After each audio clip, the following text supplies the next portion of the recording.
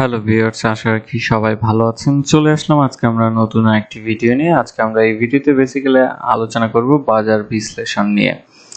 আমরা অনেকদিন যাবত দেখতে পাচ্ছিলাম যে বাজারটা একটা কনফিউশন আমাদের মধ্যে রাইজ করছে, যে বাজার বেসিক্যালি আসলে দেখা যাচ্ছে যে গুটি কয়েক স্টক নিয়েই বেশি ট্রেড ভলিউম হচ্ছে, কিন্তু আমরা যে সাধারণ বিনিয়োগকারী যেসব শেয়ারে আছি সেগুলোতে ফ্লোর প্রাইসে আটকে আছি এবং সেগুলোর সে ধরনের আসলে এত ভালো পরিমাণের মুভমেন্ট দেখতে পাচ্ছি না।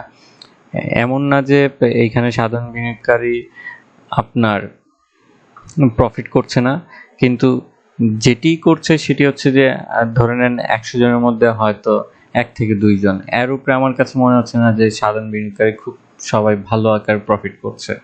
কারণ ম্যাক্সিমাম হচ্ছে যে যখন ফ্লোর প্রাইস চলে আসে তখন সবাই আমরা আটকে যাই ফ্লোর প্রাইসের মধ্যে, এবং সেই বিনিয়োগটা যে সুইচ করে অন্য জায়গায় যাব সেল দিয়ে নে, সেটা আসলে সুযোগ হয় নাই। এবং বর্তমান বাজার পরিস্থিতিতে আমরা জানি যে সবার হাতে যে এরকম একবার ইনভেস্টমেন্ট করার পরে দ্বিতীয়বার আসলে ইনভেস্টমেন্ট করার মতন এবিলিটি থাকে না আমাদের দেশে। তো সেই সার্বিক অবস্থা থেকে আসলে আমরা সাধারণ বিনিয়োগকারী খুব একটা ভালো একটা পেইনের মধ্যে আছি। তো বাজার আমার কাছে মনে হচ্ছে তার বর্তমানে তার নিজস্ব যে সত্তাটা সেটা থেকে এখন পর্যন্ত তার নিজস্ব সত্তার দিকে ফিরেনি, যার কারণে হচ্ছে যে আমরা এখন সবচেয়ে বড় জিনিস হচ্ছে গিয়ে টাকার তুলনায় সময় দিয়ে আসলে বিনিয়োগটাকে চিন্তা করতে হবে। আদারওয়াইজ আমার কাছে মনে হচ্ছে না যে খুব কুইকলি যে এইখান থেকে আমরা রিকভারি করব।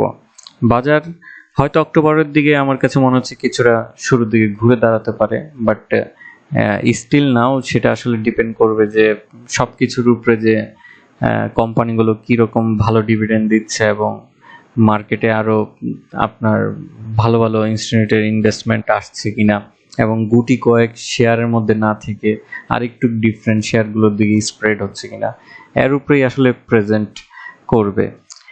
এবং বাজারে বর্তমানে যে কারেকশনটা আমরা দেখতে পাচ্ছি সেটা কিছুটা আপনার কমে এসেছে। আমার কাছে মনে হচ্ছে যে আগামী সপ্তাহ থেকে হয়তো বাজারটা কিছুটা হলেও আমরা ঘুরে দাঁড়ানোর হয়তো চিত্র দেখতে পারি। এবং আরেকটি জিনিস হচ্ছে যে আমাদের একটু মাথায় রাখতে হবে যে সবচেয়ে বড় জিনিস হচ্ছে যে বাজারে নতুন স্টকগুলোতে বিনিয়োগ করার আগে অবশ্যই বারবার একটু ভাবাটা উচিত।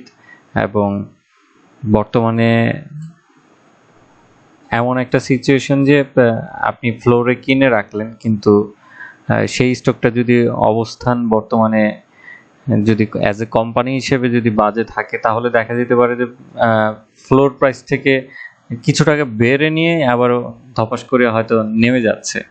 তো এইরকম যাতে সিচুয়েশনে না পড়েন, এরকম সিচুয়েশনে পড়লে দেখা যাবে যে এর থেকে আর বড় কষ্ট কিছু হতে পারে না।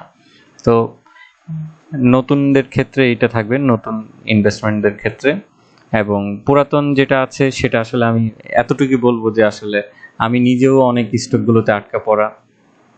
তো আমার কাছে মনে হচ্ছে যে অ্যাজ এ ইনভেস্টর হিসেবে আমাকে এখন টাকার তুলনায় হচ্ছে যে সময় দিতে হবে। সবচেয়ে বেশি হচ্ছে যে সময়টা দিয়ে আমার এইখান থেকে রিকভারি করে নিয়ে আসতে হবে, তাহলে হয়তো আমি একটা না একটা টাইমে গিয়ে নিয়ে কিছুটা হয়তো স্যাটিসফাই হব। এবং সেই সময়টা আসলে আমাদের একটু এবার মনে হচ্ছে যে বেশি দিতে হবে, কারণ বাজার তার হচ্ছে যে গুটি কয়েকের যে ট্রেড ভলিউম সেখান থেকে বের হয়ে আসতে হবে। সবার পার্টিসিপেন্ট দরকার, সবার পার্টিসিপেন্ট হলে এমনিতেই বাজার তার নিজের সত্তাটা ফিরে পাবে। তো আশা রাখি এই ছিল আমার বিস্তারিত। আশা রাখবো যে আগামী সপ্তাহ থেকে আমরা বাজারটা কিছুটা হলেও ভালো অবস্থানে ফিরে পাবো। আজকে এতটুকুই। ভালো থাকবেন, সুস্থ থাকবেন এবং শেয়ার বাজারে জেনে বুঝে বিনিয়োগ করবেন। ধন্যবাদ।